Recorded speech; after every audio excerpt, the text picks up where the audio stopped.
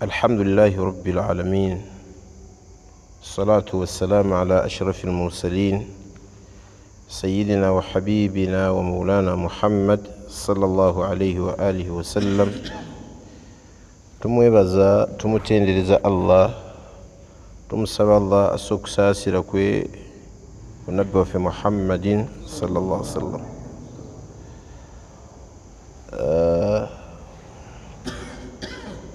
سبحانك اللهم لا علم لنا إلا ما علمتنا إنك أنت العليم الحكيم.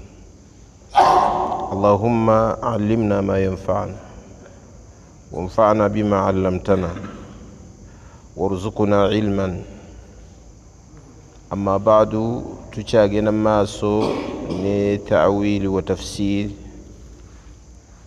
قول الله تعالى: وإذا قيل لهم اتبعوا ما أنزل الله قالوا بل نتبع ما ألفينا عليه آباءنا أولو كان آباؤهم لا يعقلون شيئا ولا يهتدون. ومثل الذين كفروا كمثل الذي ينعق بما لا يسمع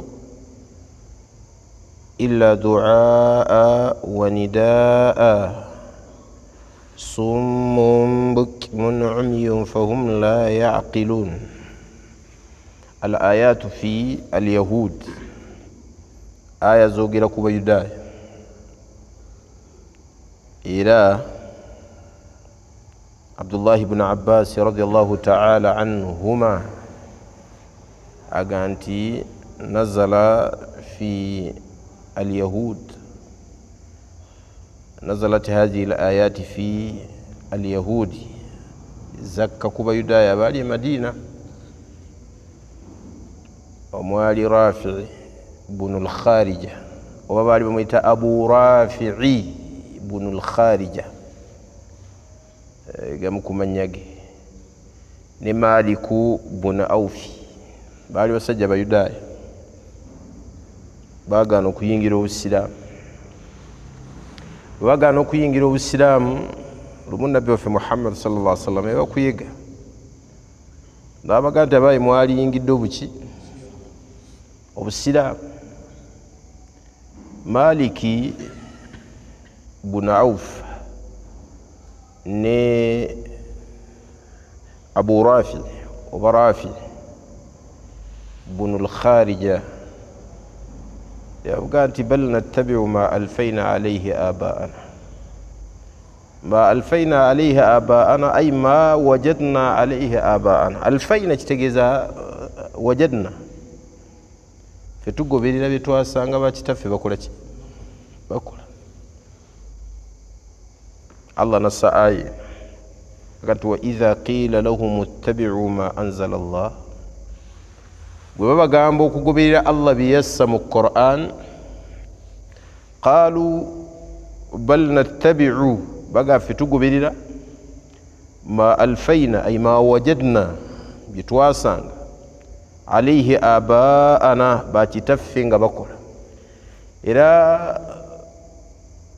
أبو رافع ورافع بن الخارجة يقام النبي محمد صلى الله عليه وسلم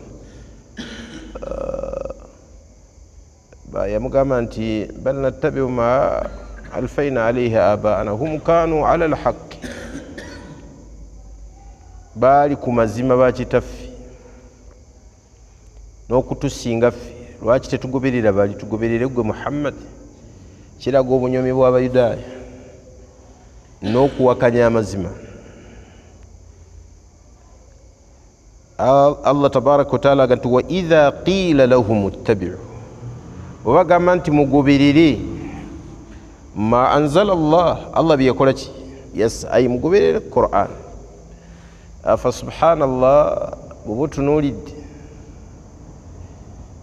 buli nabbi yavangawo nga Allah ateekawo nabbi omulala okutuusa nabbi w'enkomerero yajja, nabbi waffe Muhammadi sallallahu alaihi wasallam. Buli nabbi yavangawo nga Allah aleeta omulala. Era yagamba nabbi Muhammad sallallahu alaihi wasallam namuga nti: qul ma kuntu bid'an min ar-rusuli wa ma adri wala adri ma yuf'alu bi wala bikum. in attabi'u illa ma yuha ilay baganti siri muzule mbabaka waliwo ababaka abansookawo nga sinnajjanze Muhammad ekigambo kyalaga nti kul ma kuntu bid'a min ar-rusul baganze siri bid'a mbabaka waliwo ababaka bakola ki wama adiri ma yufalu bi wala bikum simanyi na Allah byagenda batuusaako naye in attabi'u illa ma yuha ilayya nze ngoberera Allah byanzisaako byagenda nzisaako birinokubi kati Allah ganti qalu bal nattabi'u ma alfayna alayhi aba'ana baga tugoberera bye twasanga bakitaffe bakola ki abo wali okubula kw'abantu abasinga obungi min ahli shirki wa ahli albid'i wa ahli ad-dalala abashiriku bonna mu nsi tebava ku nnono z'abajjajja baabwe banabbida tebaagala kuva ku nnono z'abakitaabwe abali ku bubuze ekibalemesa ku bubuze ugoberera bakitaabwe babasanga bakola ki afa subhanallah nawe newaffe era bwe kiri si bino byo byabano abasooka kyola nti nga bwolaba nti abakaafu bafaanagana n'abasiraamu balina okufaanagana nga bwolaba nti abasiraamu tuyina system n'abakaafu balina ebintu byabwe ng'osanga omukaafu owe Saudi Arabia n'omukaafu owe Uganda nga nafusu shei nga bali kuki la faruku baina lithi tewali njawulo wakati w'abameka nga bebamu bayinanga bajjajja mukasa wano ba Dungu ba Musoke ba Ndawula ba Nakayima eringa nabo bayina Lata Uzza Manata bayinanga Hubal bayina amasanamu maki mangi nga yaabuduna omubaka Muhammad sallallahu alaihi wasallam ajjaji bali abagamba nti abayi lwaki musinza ebibumbe lwaki musinza bino ebitategeera qalu ma na'buduhum bagaffe tetubisinza illa liyuqarribuna ila Allahi zulfa bano baali basajja balungi be batusembeza okumpi ne Katonda batusembeza kumpi buli tubeera okumpi nabo batubeera kumpi basajja baagalwa eri Katonda n'abaana oyinza okubasanga nga yenkola yaabwe basinza abalongo ebika byawana ebisinga obungi bisinza baki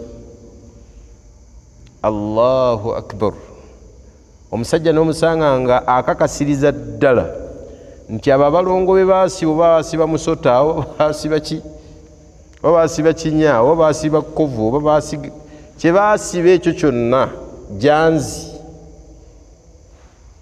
nga akakasa nti be basiba era be bakusumulula nga yabakwata n'abateeka mu kifo kya Allah tabaraka wa ta'ala so owekitiibwa Allah yavumirira enkola eyo abeesibye ku mawulidi mulowooza beesibye ku lwaki enkola yabakitaffe baagikole baagiwangaalirako mutulekere ennono zaffe temutujja ku mawulidi gaffe abeesibye ku maduwa g'obubaana era nabo basanganga enkola yeeyo enkola y'abajjajjaffe kati tulina be tulwanagana nabo mu famire zaffe ez'enjawulo bannaye bino mwali bivuddeko temwalikoze bino tyaffe twasanga bakitaffe babikola omulowooza bakitaffe tebalina magezi okubitandikawo wewava ainu dalala obubuze kati wekibwa Allah yensonga lwaki aga nti wa idha qila lahum ittabi'u ma anzala Allah bwe baga nti mugoberere Allah byeyakola ki byeyasa qalu bal nattabi'u ma alfayna alayhi aba'ana baga ffe tugoberera bye twasanga bakitaffe bakola ki tuli Allah wabakuba akakuli Allah yabaga nti awalau kana aba'uhum la ya'qiluna shay'an wa la yahtadun newakubadde nga bakitaabwe baali tebategeera bino bigambo bya Allah ne bakitaabwe si bye baali awo nti bebategeera ennyo naye obagoberera bugoberezi. Wallahi omusajja omusanga nga taata we gwaga nti gwe ngoberera teyasomayo yadde kilaasi y'eddiini n'emu naye nga ye gwakola ki? Omusajja n'omusanga nga gwagoberera jjajjaawe yali tategeerera ddala. Ffe bajjajjaffe baali basamize tulina okusamira nga wallahi yali tategeera. Kyekino Allah kyaga nti awalau kaana abaa'uhum la yaqiluuna, nga tebalina kye bamanyiko Allah. Abooluganda, okutegeera Allah tabaraka wa ta'ala kigambo kinene mu nsi muno. Lwaki? Kubanga owekitiibwa Allah buli w'omutegeera akwongera amagezi era oyongera okumutya. Yensonga lwaki mu Bakara muno tujja kulaba aya nga Allah agamba wattaqullaha wa yuallimukumullah. Gwe tya Allah mutegeere nnyo, bw'omutya Allah akuyigirize. Allamana Allahu ma lam nakun na'lam, atuyigiriza bye twali tetumanyi. Wallahi bingi atuyigiriza Nabbi Muhammad sallallahu alaihi wasallam. Omusajja bw'ayogera obwogezi inna fahu yatadaffaqu alhikma, yogeranga akamwako kalaba katiiriika amagezi. Kotunira bigambo byayogera alayhi salatu wassalam mu buli majaali gonna, buli fieldi yonna nabbi waffe Muhammad alayhi salatu wassalam gye yakwatangako olaba hikima njere. Obusiraamu bwonna bwajjanga bulungi. Hudhaifa bnu al-Yaman yagati kana an-nasu yas'aluna rasulallahi sallallahu alayhi wasallam anil khairi, abantu babuuzanga nabbi Muhammad nga bamubuuza ku birungi. Wa kuntu ana as'aluhu ani sharri, nga nze mubuuza ku bibi, nga mubuuza ku bibi makhafatan an yudrikan, nga kyentya kiri kitya ebibi okunsanga, ebirungi bwe bikusanga tebirina bizibu. Fakultu ya rasulallah kunna fil jahiliyati wa sharri, nuli abasajja abawangala ni nabbi Muhammad. Mbaka wa Allah, twalinga mu jahiliya ne mu bukaafu obubi. Obukaafu bwonna bawali bajjawo obujulizi obulaga nti obukafiiri bwonna bubi. Walaysa waraa al-kufr shay, waraa kufrin shay, teriyo kibi kisinga buki. Kafu la yaarifu alhaqa la yaarifu maarufa wala yunkiru munkar. Omutunuulira ensi gye tuwangaliramu n'abantu abatwetoolodde, la yaarifu maarufan, tasobola kutegeera nti kino kirungi, wala yunkiru munkara, n'ebintu ebitamu ebigenda okutuusa ku bantu obulabe abantu babitunuulira nga balabu. Tunuulira obwononefu bwe tuwangaliramu, teri naavaayo kubwongerako. Abantu bawangalira mu bwononefu tebafaayo.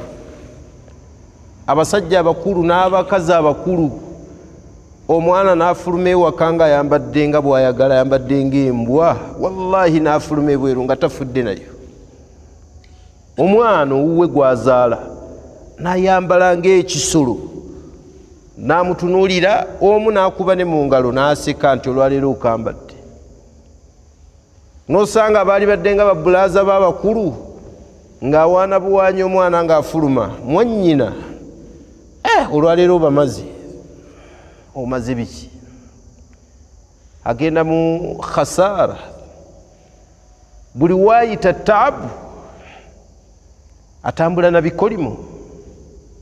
Tabarruju, amansula, yensi baganda bange gye tuwangalira. Tulina okuzuukusa obwongo bwaffe okubuzza eri Allah tabaraka wa ta'ala, kuba buli w'oyongera okusembera eri Allah gy'oyongera okufuna amagezi.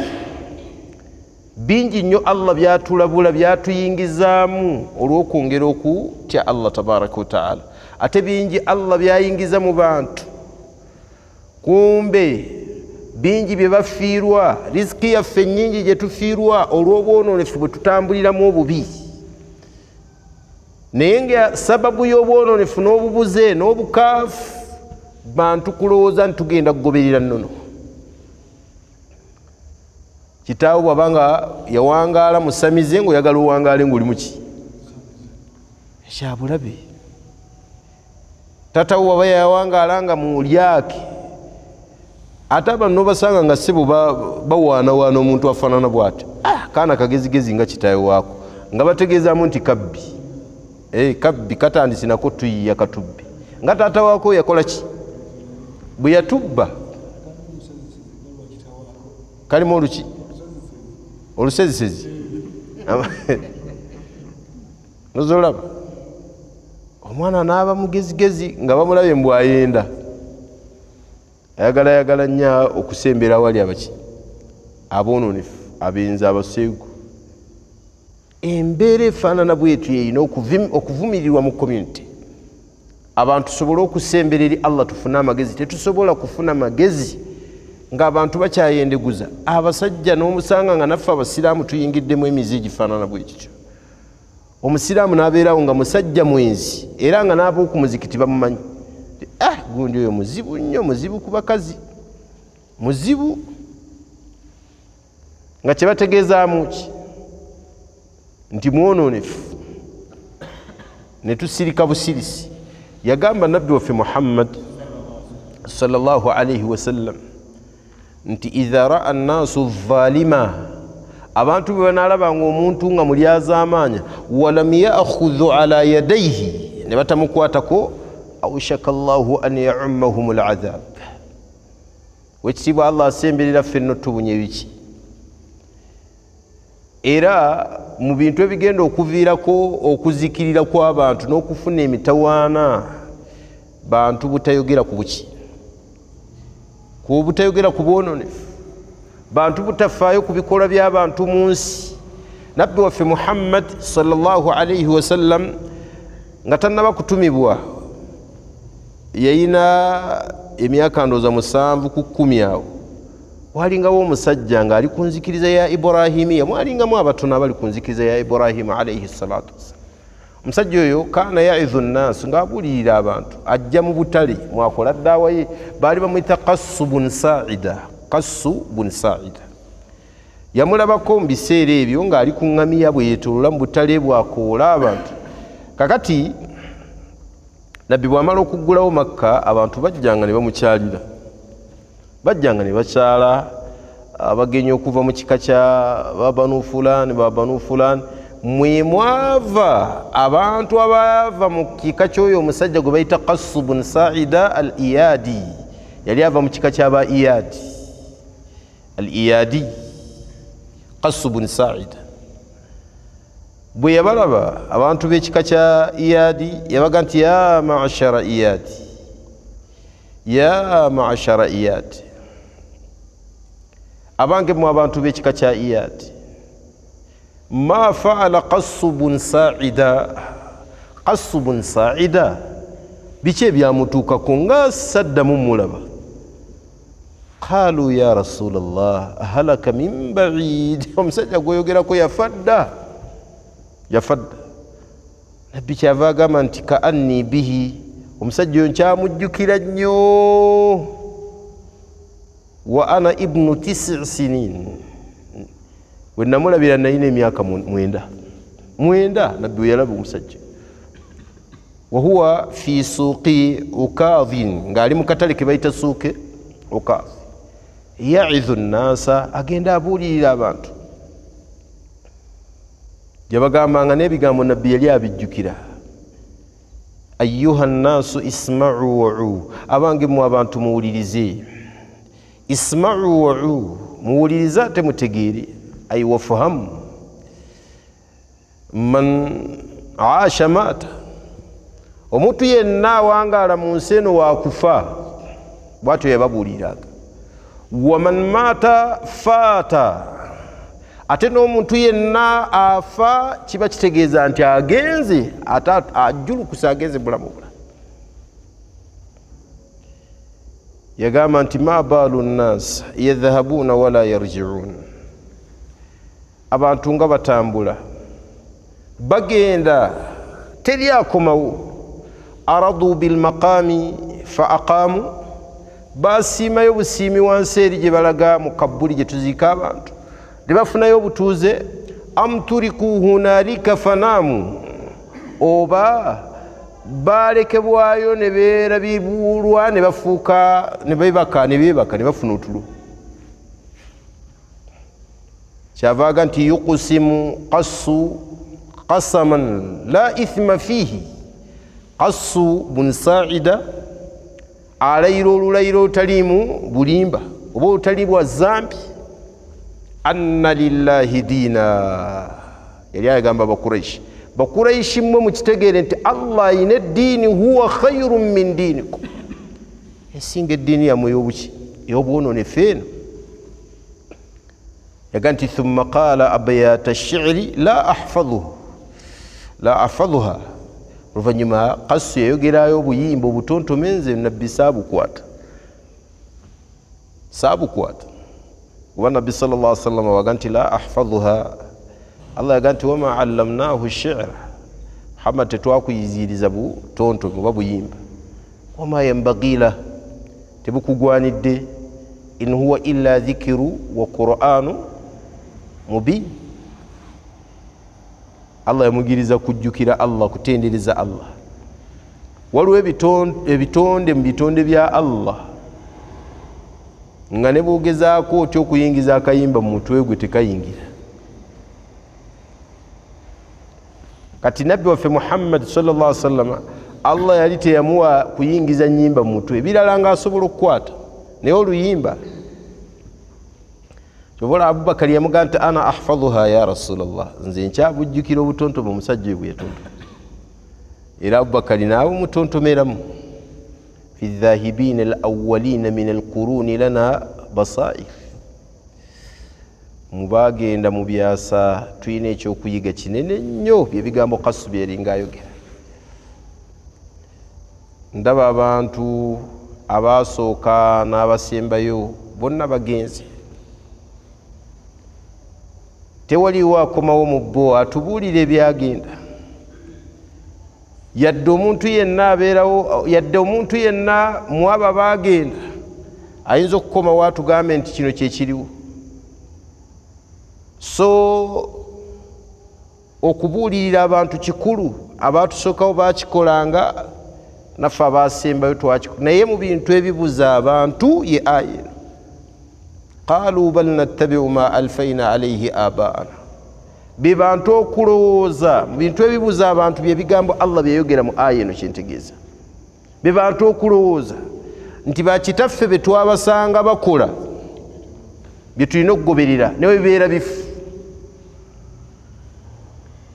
era osanga abantu ng'ennono ezo bazikuliriza oli nga yatamidde ennono nga musajja wa nnono twali juzi ku ddalasa saidi zibbajjaawo obusiraamu n'agenda avaayo nga seeka omu ayogedde ku bigambo ebya bulijjo ebyokuziza emizizo omusiraamu n'ayomba oluyombo lunene envayo ne mugandi muganda waffe oyombeera bweriri owekitiibwa allah bwatyo bwe yabisomesa mu Qur'an naŋŋamba mundageewo ne musomerawo ne mugandi bino byoyogera bigambo byani bya allah omusiraamu yagaa nti asibikiriza yatabuka ennono zamuyingiramu kyova olaba nti eyo yali ddiini ejjudde kati nabbi ajja akuba mu ddiini yaabwe ebituli baali balinamu waŋŋangusa namutwala misindi ekyo walabanga bamuwaŋŋangusa alaihi salatu wassalam wallahi nabbi teyali musajja muvumi naye ebigambo ebyayitanga mu mimwa gy'abakuraishi nga bagamba nti huwa yasubbu alihatana omusajja avuma baani bakatonda baffe naye nga wallahi teriyo katonda gwakola ki era bagende wa maliku najash amuru bnu al-as yagenda okuwaaba yawaabira abasiraamu abasenguse nti abo badduse waffe kuvuma bakatonda najashi n'abagaa nange si wakitiibwa muntu atawa kitiibwa bakatonda babalala naye yagenda okwetegereza nga bali ate be bakyamu nga basahaba basenguka bebali ku kiki ku kituufu. Kati wano Allah agamba awalau kana abauhum la yaqiluna shay'a, ne bakitaabwe ne babanga baali tebategeera bo bagoberera bugoberizi, kyebayita blind imitation. Omuntu okubeera nga akoppa omuntu mu nkoppe ya kimuzibe, obusiraamu bwakigaana. Omuntu asobola okukola okukallada taklid n'okallada seekawo naye si mu ngeri ya kimuzibe. Kyobola abatusookawo Imaamu Shafii, Imaamu Ahmad baga nti la tuqallidu fulana wala tuqallidu fulana la tuqallidu Ahmada. Ahmad bwe yali yeyogerangako Ahmad ibn Hanbal, la tuqalliduni, temunkallada temunkoppa kuneekwata ku ngeri ya kimuzibe. Wala tuqallidu Shafi'iyya, Shafi'i temunkallada temunkoppa nkoppe ya kimuzibe. Wala Awza'iyya, yadda Awza'i, Imaamu Awza'i, wa khudhu min haythu akhadhu, mugende mujje gye bakola ki, gye bajja. Qur'ani weeri, sunna za nabbi weeziri. Fe omuwalimu tumukoppa tusomedde buki, uva mu Qur'ani oba mu sunna, tomala galeeta bigambo bitaliiko nsibuko. Ffe netugamba tugenda kutwala by'oleeta. Ate abasiraamu bansanyusiza ab'omulembe guno, buli omuntu kyaleeta abuuza wabijjeewa. Kati waliwo alogoota n'okwo agenda agamba abantu mbu omukyala akkirizibwa okusaala ng'alina haidhi, agenda kanooza yeebase n'alogootana. Mukyala yeebase akkirizibwa okusaala. Ebitabo Tawraati, Injiiri ye tabikkiririzaamu. Nassul Qur'an, Qur'an yennyini yeyogera ku Tawraati n'Enjiiri. Sunna zaavaayo nga ntuufu zoogera ku mukyala. Naye abasiraamu Allah bawa obulungi, kuba n'abamu abali mu kinywi kye baga ebyo si byaffe. Ebintu byayogera teriyo muwalimu n'omu bawalimu baffe yali abyogeddeko. Ebintu byayogera teriyo mu basikoola baffe ab'obusiraamu yali avuddeyo n'abikola ki, n'abyogera. Ayinza okuba yatudde ne yeebaka n'alowooza nti bw'atyo bw'ajja okukwata eddiini.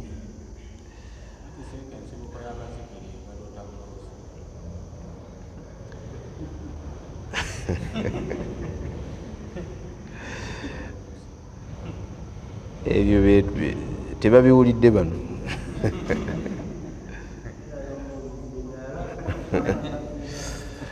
Tebabiwulidde. Barakallahu fi. So qala Allahu ta'ala awalau kana abauhum la yaqiluna shay'a, ne bakitaabwe ne babeera nga baali tebategeera kintu kyonna mu ddiini, wala yahtadun, yadde okubeerako n'obuluŋŋamu bo bagoberera buki. Siraamu tugobereranga engoberera efaanana bwetyo. Ekirala tukubiriza abantu okuzza abantu baffe aba famire zaffe bateekemu duruusi ez'awaka. Zibeera ntonotono naye za mugaso. Ezo ez'okumakya ezo tumaze subuhi, abali okumpi n'omuzikiti la baasa bihi, musobola okuŋŋaana muzikiti ne musomero. Abantu bamwe abatasobola kuvaayo waka mubakolemu omulimu, ddalasa zibeerewo ewaka. Bannange emitima gy'abantu gitalagga buli abantu batasoma ddiini. Kwega musaasira abakyala bammwe. Omukyala nga ddala amaze emyaka 8, 10, 12 ng'ajja lwajjuma, atajja mu jjuma nga imaamu anaatera okufundikira, mubasaasire nga tawulira ku bigambo bimuzza bujja. Nga bw'olaba nti emmotoka yeetaaga saaviisi, byuma buuma, wallahi n'emitima gy'abantu gyetaaga ki? Gyetaaga saaviisi.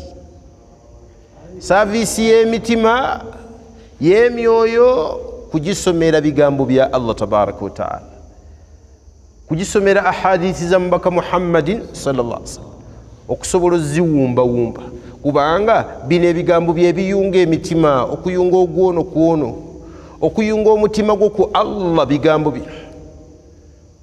Kyobalaba nabbi waffe Muhammadin sallallahu alaihi wasallam ne bwe yalyogedde byenkana bitya Allah amuga nti law anfaqta ma fil ardi jami'a ma allafta baina qulubi ne walyogedde byenkana edduniya n'owaayo ebiri mu dduniya byonna Muhammadi tosobola kuyunga wakati wa mutima gwa muntu walakinna allaha allafa bainahu ne Allah yayunga na bigambo bino kutegeeza ono nti ono muganda wo oyinza okusanga ono gye yava wala yiri eri n'ono gye yava wa Allah n'atuyunga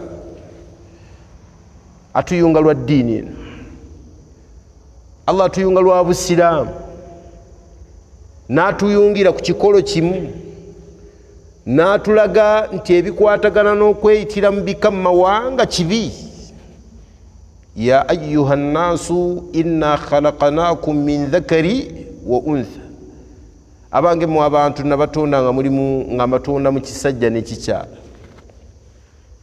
waja'alnaakum shu'uba wa qabaila ne mbatonda nga mulimu amawanga n'ebika shu'uban الشعب tegeeza mu community qabaila ebika kati ebika we byepangapanga bye bikola community ensinga eno gye tulimu mbeeramu ebika Baganda Basoga Banyoro Batoolo bwe twepangapanga ne tukola community y'Abannayuganda ne Kenya eyinza okubeeramu Abajaluwa Abaluwa Abakibi bwe bepangapanga ne bakola community y'Abana Kenya ay waja'alnakum shu'uban sha'ban wa qabaila kabila Allah nagati inna akramakum 'inda Allahi atqakum biri byonna yadde bikawe biri biki akramakum 'inda Allah bitaq ID entuufu egenda okusinkana Allah ng'ozitowa yeriko ekigambo taqwa utya Allah tabaraka wa ta'ala akati ebyo Allah n'abitugobamu byonna gasiya byali bituliidinga bitutwala mu ntalo abantu basanga nga balwanira mu ntalo za qabaliya Allah n'atutereeza nti okulwana okwali badde okutuufu bantu kulwana kigambo kya Allah kibeerewa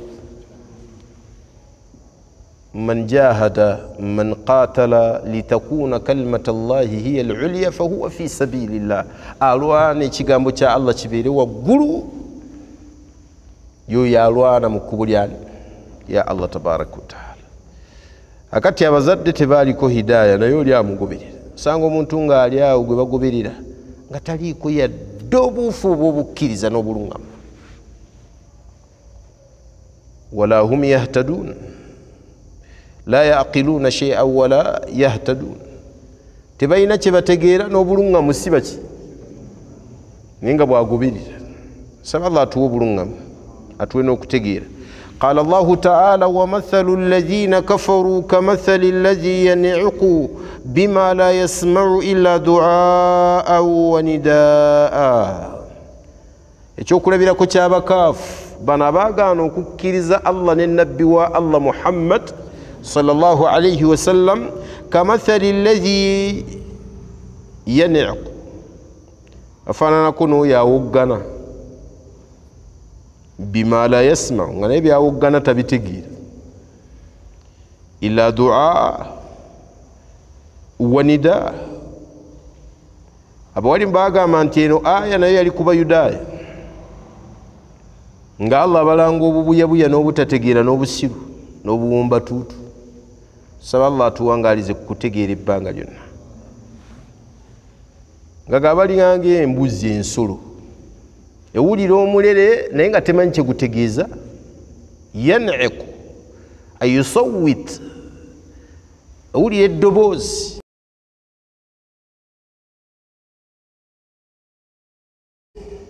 bima la yasma naye nga la yafahamu ma tetegeera biki bye bategeeza mu ddoboozi illa du'a wanira okujjako eddoboozi obuloboozi embuzi ebeera awo ne bagiwugganira naye nga tebitegeera enyumirwa mu bunyumirwa waliwo embuzi ezimu nga zibinyumirwa ila du'a wa nida Allah ganti summun teboogera bafaanana bantu abatoogera. Bukmun, albukmu tutegeezaamu omuntu nga akhlas tawulira, teboogera tebawulira. Umyun n'okulaba tebakola ki, fahum la yaqilun, amagezi matono. فسبحان الله قارن بين هذه الآية والآية التي سبق. قد آية نيسوك ولي الله لا يقول كبان نانفوس ويتبان نانفوس لا يقول كبان نانفوس يقام انتي مثلهم كمثل الذي استوقد نار فلما أضاءت ما حوله ذهب الله بنورهم وتركهم في ظلمات لا يبصرون. ekyokulabirako ky'abannanfuusi kiringa ng'omuntu akumye omuliro. Bwe gumala okuleeta ekitangaala mu kizikiza ekinene kye balimu, dhahaba Allahu binurihim, Allah ekitangaala n'akibajjako. Mwafuna obusiraamu nga kitangaala, ne mutuuka ekiseera ne mubuvaamu. Obusiraamu n'obutwala nga kyakuzannyiramu. Abantu balaga busiraamu ng'erimundu balaga bukaafu, oteesa n'abakaafu bajje batwala abasiraamu, oteesa n'abakaafu olw'okuba oyagalayo obuntuntu obutonotono, oyagalayo bitiibwa, era bw'obabeeramu olaba nga abasiraamu ba wansi. Bw'obeera mu bakaafu olabira ddala nga abasiraamu tebalina mugaso. Kati Allah yaboogerako n'abagamba ti mathaluhum ku qiyama oba mu mbeera endabika y'abantu aba bannanfuusi kamathali allazi istawqada naara, afaanana ng'omuntu akumye omuliro oba asaba bamukumira omuliro. Falamma adaat ma hawla, bwe gumala omuliro okumulisa ebigwetoolodde, yono tafunamu dhahaba Allahu binuurihi, ekitangaala Allah n'akitwala. Watarakahum fi dhulumaati, n'alekebwawo ng'ali mu kizikiza nga tasobola na kulaba. Allah kyavaaga nti summun bukmun umyun fahum la yarji'un. Abannanfuusi Allah yaga la yarji'un. Ate bano abakaafu mu buyudaaya bwabwe Allah yaga nti summun bukmun umyun fahum la yaqilun. Ekitegeeza nti omunnanfuusi okudda ku busiraamu obutuufu si kyangu. Bannanga omutima gw'omuntu bwe guyingiramu nifaaq, gye bayita nifaaqu l-i'tiqaadi, obunnanfuusi bw'ekikolo, okukomawo ku busiraamu si kyangu. Allahu akbar walillahi alhamdu. Omuntu atuulaawo nga hammuye ssente, oba abasiraamu babasibye ne babateekayo ne bateekako ebibonereza ebinene, tafaayo. Yabi'u diinahu bi'aradin min ad-dunya, asitunda eddiini ye n'obuntuntu obutono bwafuna mu dduniya. Bi'aradi, nga Allah atuga nti wala tashtaru bi ayati llahi thamanan qalila, temutundanga eddiini ya Allah bintu ebitaliimu. Alina okubeera nga afaayo okulaba nga bali abaguza abasiraamu babi. Ne bwajja mu basiraamu ate batujerega ssebo, nammwe mubeere nga bali. Wallahi tulina bye tubasinga bingi, bye tusinga abakaafu biki, nga n'ekinene kyasinza okubeera ekyentikko okubanga ffe twalonda Allah. Bo ne balonda empewo, ne balonda ebitonde ebigenda okuggwawo. Enzikiriza gye baliko balinga ng'omuntu asibye ekyayi naye nga bakimuweereza ekyayi ekikaze ekigenda okukutuka mu ddakiika 2, tebakimuweereza ali mu kinnya wansi aveeyo, ne bamusikaasikayo eddakiika nga 2, aba atuuka bw'ati waggulu bamuggyayo, ekyayi ne kikutuka. Gwe muguwa gw'abakaafu bonna mu nsi. Amma omuguwa gw'abalongoofu abakkiriza Allah omu, muguwa munywevu gwa kyuma, tegukutuka. Bw'oba ogwekutteko obeera ku shuwa ddiiru nti ngenda kusomoka. Era Allah kitutegeeza mu Qur'an يقول لا إكراه في الدين قد تبين الرشد من الغي فمن يكفر بالطاغوت ويؤمن بالله فقد استمسك بالعروة الوثقى لا انفصام لها والله سميع العليم. يقول تموت بواكاف ولنبي النبي سينزبwe bitali Allah ekibaita la ilaha man yakfuru bitagut omuntu yenna akafuwalira byonna ebisinzibwa ebitali Allah n'okafuwalira okusinza abantu n'okafuwalira okusinza ebitonde n'okafuwalira okusinza Yesu n'okafuwalira okusinza buli kyonna kyebasinza ekitali Allah. Waliwo n'abasinza ebirowoozo byabwe aganze enkola binnyumira. wa yu'min billah ekyo bayita illa Allah man yakfuru bitagut la ilaha yu'minu billah nakirizan faqad istamsaka bil urwati al wuthqa aba yenywezezza ku muguwo gw'amaani la nfisama laha si kyangu kutuka mbwagweyo wekiba Allah awulira nnyo era abamumanyi waali. Kati abooluganda omuguwo omunywevu tugwenywezeeko tulekeyo emiguwo emikyamu egigendo tusuula mu binnya. Ayinza okubeera nga olwali togudde mu kinnya naye kyokutteko Allah yakikutegeeza omuntu okwekwata ku ddiini yonna etali busiraamu aba yeekutte ku muguwa nga gugenda kukutuka mu ddakiika ezi gumulaga kuno nti mugumu kumbe gwavundavunda ddamuki munda. Tusaba Allah tutaasimbiri. قال الله تعالى صم بكم عمي فهم لا يعقلون. صم tegezaamu omuntu atakola ki amakulu abakaafu abo ba teboogera atayogera gwe bayitaani kasiru. Bukmun bakiggala ye wano mu busiraamu mu aya byawukana fe kasiru ne kiggala tulaba bye biki naye waliwo omuntu nga kiggala naye nga tawulira naye nga ayogera.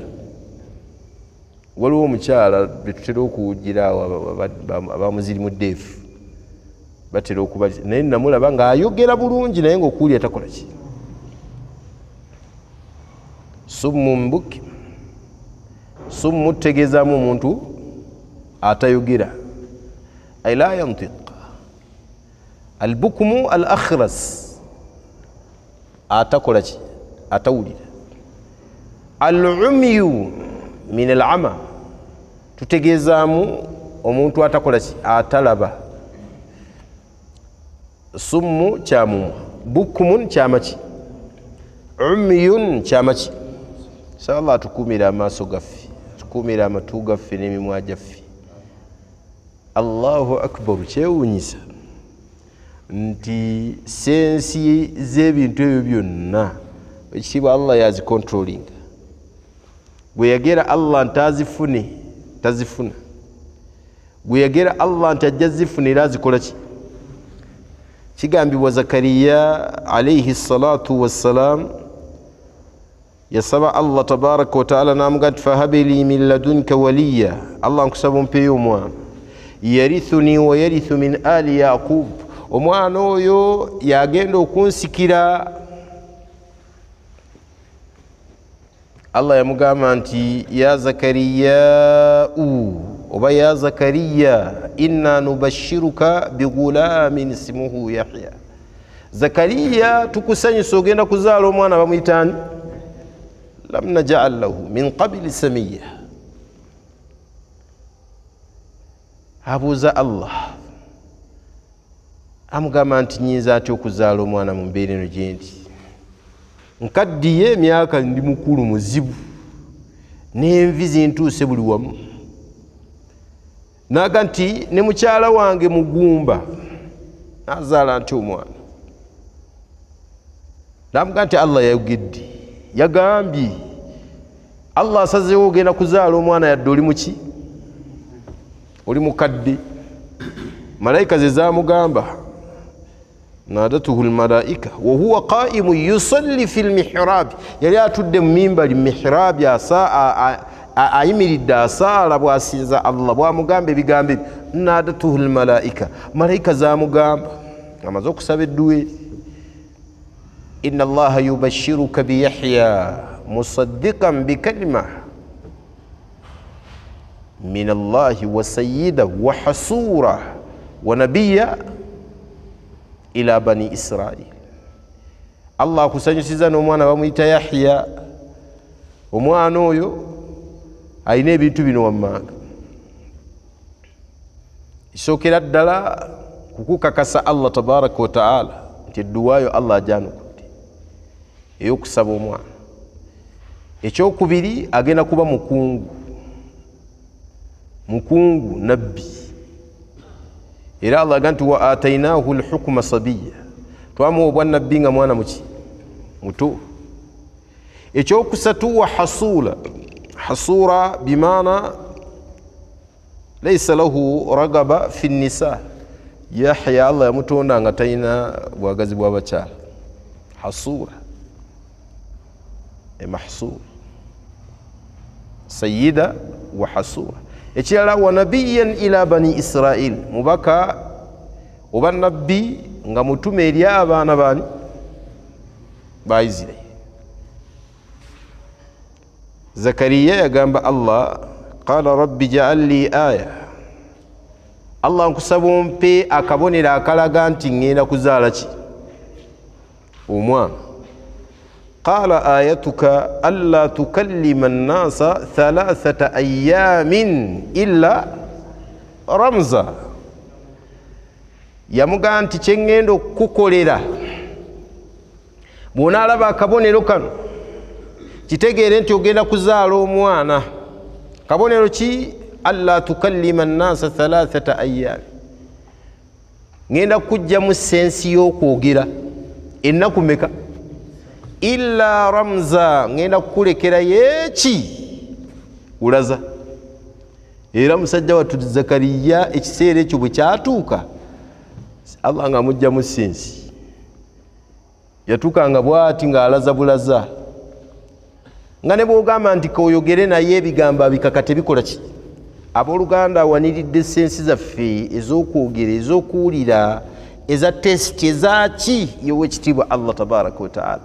Bw'asala wazikwata azikwata, omusajja n'ataddayo kulaba. Tusaba Allah tukuumire okulaba kwaffe, tukuumire amaaso gaffe, amatu gaffe, emimwa gyaffe. Kati owekitiibwa Allah yazikwata. Ogenda n'otunulira bakiggala. Essomero liri awo kumpi n'omuzikiti ogwo gwatiike, eri abakiggala, lirimu abaana bawera ddala nga 7. Niyo otuuka wali n'oweewuunya nga bo means of communication ze bayina kulaza, bayina lughatul ishara, lulimi lwaki tuukaawo nga bayina ebintu biboogera. Bw'asanyuka agira bwati, bw'asanyuka alina kugira bwati, la ilaha illallah. Alaza bulaza buli kintu. Omukazi alina bw'amulaza, omusajja alina bw'akola ki? Bw'amulaza. Era najjawo n'ayogera olulimi lwe, wallahi abantu tebategeera. Era omusajja omu yaŋŋamba nga avvuunula, naye abasajja bano nalina bye nali mbeewuunyaako, n'agamba nti ate nabo beewuunya ggwe. Wallahi era bakulabira ddala nga babina bye boogera mu lulimi lwabwe nga totegedde nti oli mubi. Naye wallahi ebitonde bye mulaba nabyo bitonde bya Allah gye biri mu ki? Mu nsi. Kati Allah aga nti summun bukmun umyun faddal yendo yazini fahum la yaqilun, tebategeera.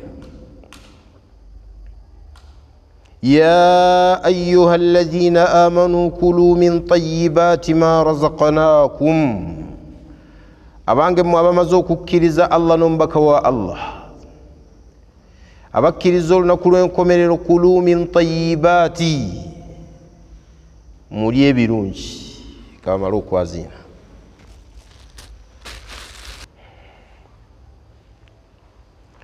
طيب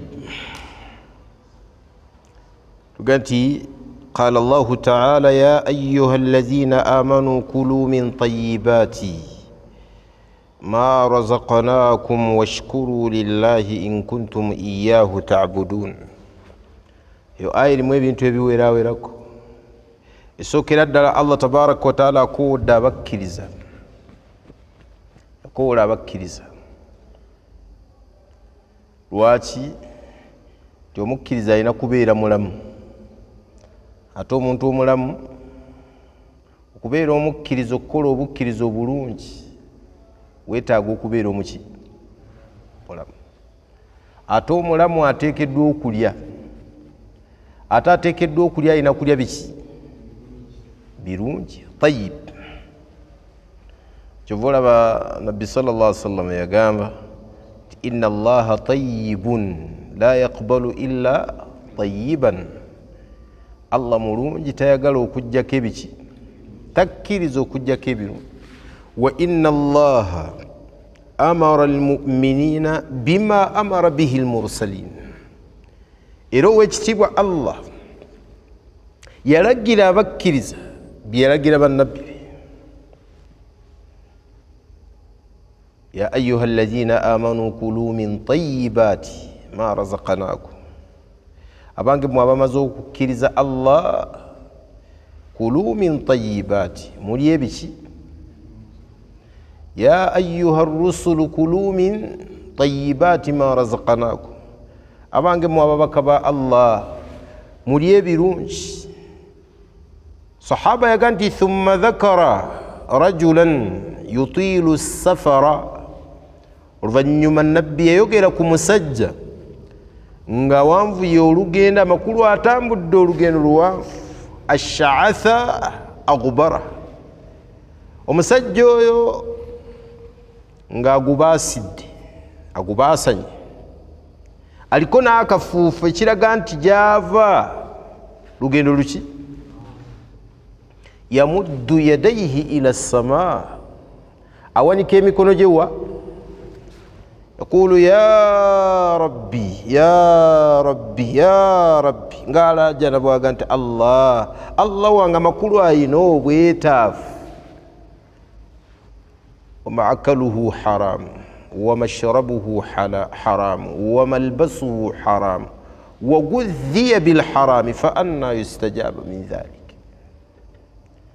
يقانتي مسجو يكنا كشاينا ebitu kisedduwa byonna biyina Allah okumwanukula byonna bikolaki sookera ddala ali mu lugendo edduwa y'omuntu ali mu lugendo emanyikiddwa ekyokubiri agubye naye ng'okuguba agubye lwa lugendo amma yujibu almuttar idha daa omuntu afaanana bw'ati atalina mwasirizi ani ayinza okumuyamba atali Allah ekyokusatu yamuddu yadaihi aleese ne adabu z'edduwa awanise ne kuki ila sama ekyokuna ayogedde ku linnya lya Allah ya rabbi naye bigenda okumulemesa Allah okumwanukula bye bino wammanga maakaluhu haram alya ki mashrabuhu haram anywa ki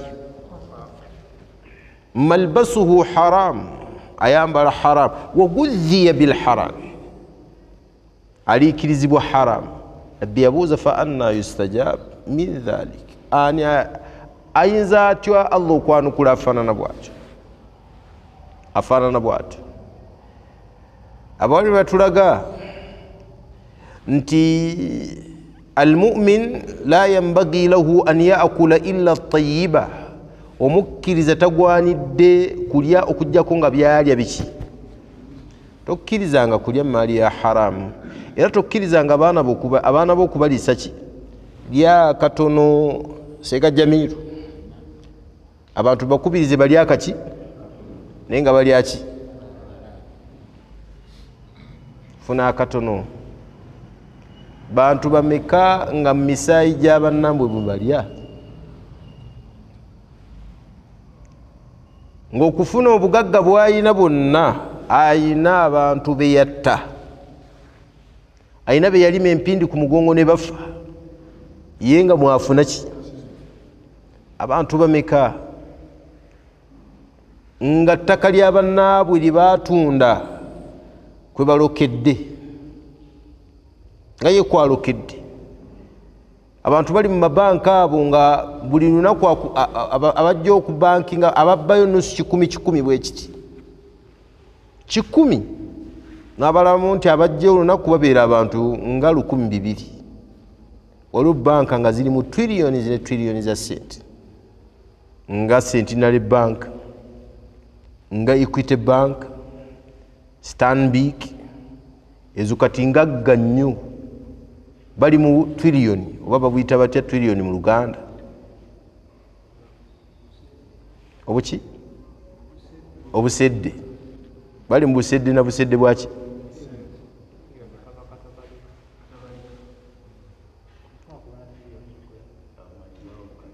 so akati nga wali agabbi gali eyo getegera eyo bwabbayo 10 n'ategeera nti abantu bange bakuŋŋaanyiza mbabbako 10 nga kwalokedde ku bubbi obufaanana bwe butyo. Saba Allah atukuumire engalo zaffe zibeere nga teziriiko misaayi gy'abantu. N'abalala bangi abagwa mu ttuluba erifaanana bwe lityo nga balokedde ku bannaabwe naye nga yeewaana. Kyovula Nabbi yagaa nti wogudhiya bilharami, awangaalidde ku haramu, aliikirizibwa haramu. Weewala abaana b'okubaliisanga haramu, omwana akule era bye bimu ku bizibu ebitusumbuwa. Omwana n'asoma olw'okuba asomedde ku maali ya riba haramu. Wabba ekibanja kya neiba wagenda nga okiweola mpola mpola n'ofuna ekibanja, wali azaamanya banno mu famire okakkana nga sente ozibakubye mu mutwe, abaana bo ne bawangaala nga bali aki kati bamaliriza okusoma basaba edduwa Allah abawe emirimu. Fa anna yustajaba min dhalik, ayinza ate Allah okubawa emirimu? Kivula nti engatto bazitambuza ne zikutuka n'essole nga tebafunye eki kuliikirizibwa haramu. Kuba Nabbi yabuuza afaanana bw'atyo Allah amwanukula atya, kulu min tayibaati ma razaqnaakum. Wekibwa Allah tugaa tulye ebirungi byatugabirira. Era eyo aya ereeta aslu min usuli ddin, al aslu fi l ashya qaida min qawaida hatha ddin, principles eddiini egaa nti al aslu fi l ashya, ebintu Allah bye yatonda mu nsi ebyokulya biri halal gye tuli alhil. Atugamba nti ekyo tokirya yatuleetera obuki? Naye tulina kulya tayyib, tulina kulya birungi. Ekyokubiri ng'obiinako authority, kyolya kirina kuba kikyo. Ensonga lwaki Allah yagaa nti ma razaqnaakum, byembagabiridde. Washkuru lillah, oluvannyuma Allah n'atulagira tumwebaze. Era eyo ye sunna. Inna Allaha yuhibbu ahadakum idha akala aklatan, Allah ayagala omu mmwe bw'abeerako ne kyalidde oba bw'abeerako olulya lwalidde, an yahmida Allah alayhi, yahmida Allahi alayha, bw'obeerako nokyolidde tendereza Allah. Wa idha shariba sharbatan, ne bw'obeerako olunywa lw'okoze eki, an yahmida Allah. Kigamba Sheikh waffe Ibn Baz Allah musiime, ye eyo hadithi yagivuumira mu kumira, bw'abeerako n'olumira lwakoze eki, ng'era bw'anywa olunywa bw'ati n'ateekayo olunywa lumu n'amira olumira lumu, bisimillah, agamba alhamdulillah, nga yeebaza Allah. Ayahmida Allah. Bw'abeerako n'entongi gy'asunye n'agirya n'agigaaya n'agikola ki, agamba atya alhamdulillah. Bwe kityo bwe kiri. Omuntu buli bw'amala okulya yashkuru Allah. Kyova Nabbi sallallahu alaihi wasallam yagaa nti attaimu ashakir, attaimu ashakir kasaimi sabiri, omuntu ashakir at-ta'im alidde ekyokulya ashakir neyebaza Allah ka as-saimi afaananira ddala n'omusiibi as-sabir agumiikiriza enjala era bw'oba otunuulidde empeera oba ebintu Allah bye yalagaanyisa asiibye naddala Ramadan n'omuntu alidde emmere ne yeebaza Allah olaba ng'empeera efaanana wallahi kyewuunyisa hadithi weeri nabbi sallallahu alaihi wasallam yagaa nti man akala at-ta'ama yenna alya emmere thumma qaala oluvannyuma n'agamba alhamdulillahi alladhi at'amani erimu sihah omuntu n'agamba nti neebaza Allah ndiisizza wasaqani n'akola ki warazaqanihi min ghairi hawli minni wala quwwati nangabirira nga tekubadde busobozi bwange yadde amaanyi gange ghufira lahu ma taqaddama min dhanbi Allah musonyiwe byayita hadithi bwetu bweggwayo ghufira lahu ma taqaddama min dhanbi qarinu bayna hadha alhadith tandika okukompeyaringa wakati wa hadithi eyo ne hadithi ya kusiiba Ramadan man saama Ramadan imana wahtisaba ghufira lahu ma taqaddama min dhanbi omuntu asiiba Ramadani nga mukkiriza era ng'empeera yagisuubira wani Allah musonyiwe byayita kyolaba at-ta'imu shakir omuntu alya emmere ne yeebaza Allah kasaimi sabiri afuna empeera ng'ey'omusiibi agumiikiriza enjala Allahu akbar wekitibwa Allah yatuwa washkuru lillah ashukuru shukuru ni'ma shukuru kitegeeza okwebaza ebyengera Allah byakola ki yakuwa wadidduhu kufuru ni'ma ne opposite y'okwebaza Allah kukaafuwalira byengera byani Allah yagaa nti udhkuruni adhkurukum washkuru li wala takfurun munzijukire nja kubajjukira munneebaze wala takfurun temukaafuwalira byengera bye mbamba wadde qala Allahu ta'ala in kuntum iyyahu ta'budun bwe mubanga ddala musinza Allah mwebazani Allah tabaraka wa ta'ala kize tugenda kukoma wano tujja kutandikira ku innama harrama alaykum almayta waddama wa lahma alkhinzir wama uhilla bihi lighayri llah faman idturra ghayra bagin wala aadin fala ithma alayhi inna allaha ghafurur rahim. هذا وصلى الله وسلم وبارك وعنعم على رسول الله صلى الله عليه وسلم. Jakonga waliwo kye mugamba naye kyo ekikwatagana ne kuvunula kye tusobodde ku olwaleero kyekyo. Naam.